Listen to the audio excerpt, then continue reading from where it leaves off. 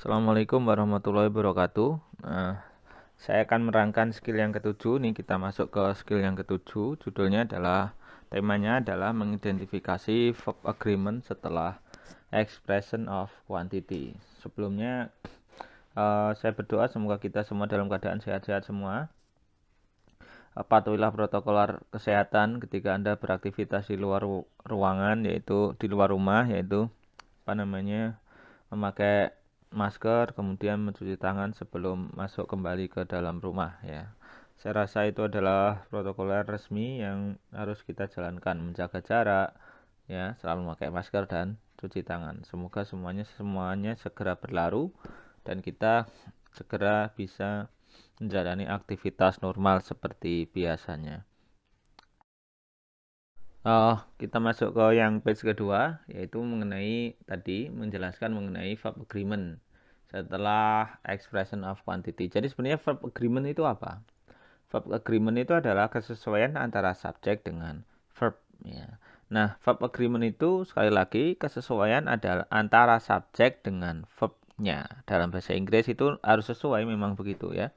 Antara subjek dengan verbnya itu harus sesuai. Nah, kesesuaian ini didasarkan pada subjek tentu saja, tapi subjek yang bagaimana? Nah, ini adalah dalam hal berbicara kesesuaian dalam hal subjek yang plural atau singular. Jadi, apakah subjek tersebut jamak atau tunggal? Ini yang verbnya harus menyesuaikan. Ini adalah inti dari pembahasan skill ketujuh. Nah, silakan Anda sambil baca-baca ya.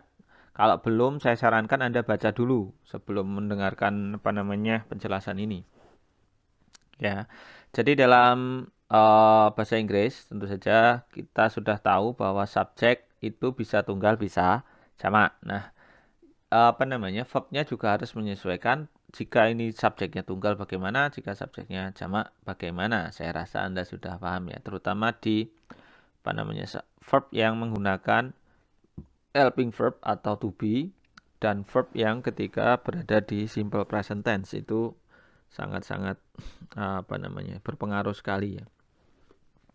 Oke.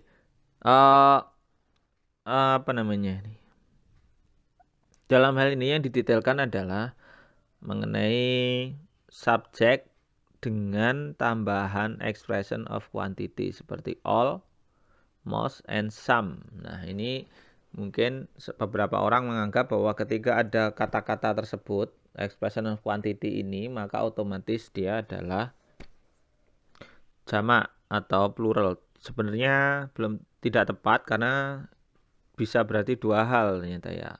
Ketika ada expression quantity almost dan some ini bisa berarti bahwa subjeknya itu memang beneran jamak atau plural, atau bisa juga dia berarti adalah tunggal ya, atau singular. Ini tergantung dari subjek atau kata benda yang mengikutinya ya. Contohnya adalah all the book was interesting. Ini all the book-nya dianggap satu apa dua?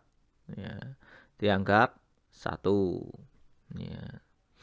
Karena setelah all, the book-nya hanyalah singular tanpa plural, tanpa tambahan s ya. Kemudian all of the books were interesting. Nah, ini adalah menjadi plural karena books-nya ditambah s yang mengindikasikan jamak.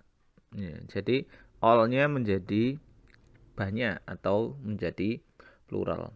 Kemudian all of the information was interesting. Nah, ini dianggap tunggal, dianggap singular kalau dalam penjelasan di bawah ini karena information itu dianggap termasuk adalah uncountable yang tidak bisa dihitung.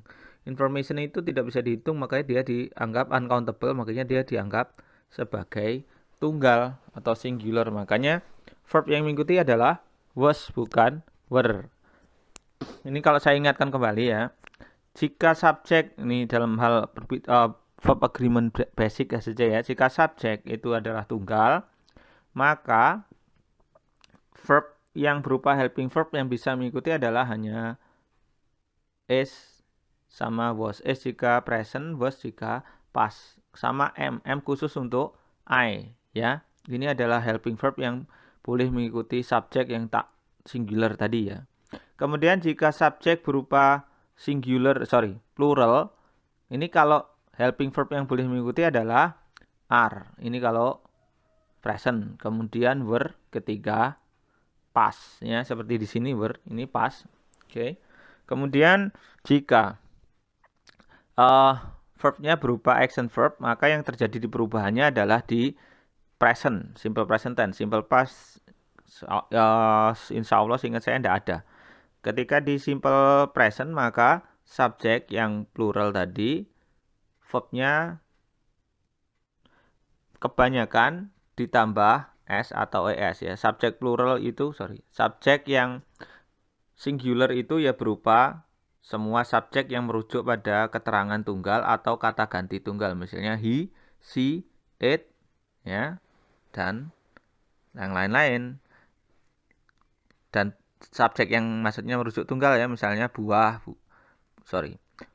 book, fruit, kemudian apa lagi ya, misalnya book sudah tadi ya, bag tanpa s misalnya, kemudian tree tanpa s juga, kemudian motorcycle tanpa s. Nah itu verbnya ditambah s atau es ya, standarnya begitu.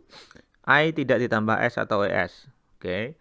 Jika kemudian subjeknya adalah jamak atau plural, dalam hal ini subjek yang jamak adalah misalnya two books, two motorcycles misalnya ya, some of the houses. Nah, itu misalnya nanti subjeknya berupa plural, maka verbnya tidak perlu ditambah s atau es, action verbnya ya.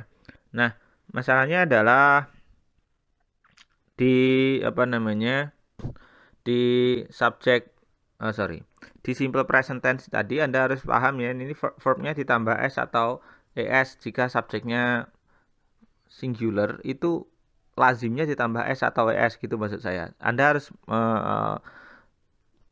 menghafal sendiri polanya ya. Jadi misal kalau go itu ditambah s atau es ya, ditambah es ya, seperti yang contoh di skill sebelumnya ini. Kemudian jika misalnya buy itu ditambah s atau es. Nah, hal-hal seperti inilah yang Anda harus hafal, maksudnya begitu ya. Jadi tidak serta-merta semua ditambah es atau s ya, dilihat dulu kelazimannya jika Anda berhadapan dengan subjek yang singular tadi. Ya.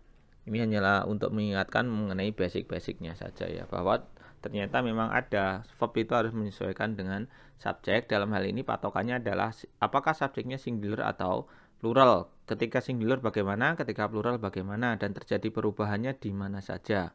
Ya, kalau kita sebutkan tadi kita bisa ulang, perubahannya terjadi di present tense, simple present tense ya, sama di kalimat yang menggunakan verbnya berupa helping verb atau to be, itu jelas pasti terpengaruh, walaupun di past tense juga dia masih terpengaruh ya. Nah, kalau di skill 7 ini kita dapat tambahan yaitu mengenai expression of quantity. Penggunaan expression of quantity itu belum tentu absolut. Jadi misalnya di sini disebutkan almost dan some, itu ya belum tentu berarti jamak ya, tergantung keterangan di belakangnya atau non yang mengikutinya ya. Bukan kata keterangan loh ya, maksudnya adalah non yang di belakangnya. Saya rasa itu yang bisa saya sampaikan untuk skill ke-7. Semoga bisa dipahami. Seperti biasa kalau ada hal yang kurang jelas ya, namanya juga penjelasan yang serba terbatas ya, mohon dimaklumi sekali lagi ya. Silahkan disampaikan via grup WhatsApp seperti biasanya ya. Oke, saya akhiri dulu. Thanks for your attention. See you in next material or skills. Assalamualaikum warahmatullahi wabarakatuh.